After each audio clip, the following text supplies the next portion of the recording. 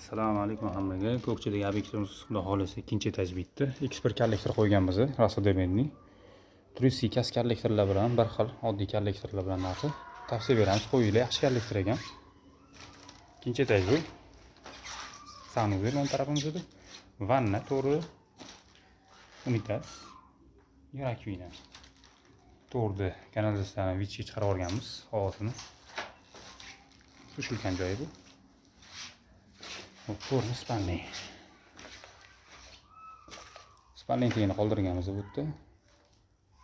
Okey, gidrobarber, topli pol tashladik.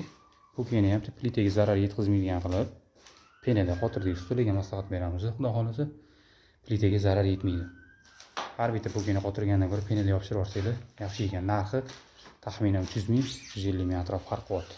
Parashyut bilan penaning narxi. Kimga shunaqa ishlar kerak bo'lsa qilib beramiz, xudo xolasa.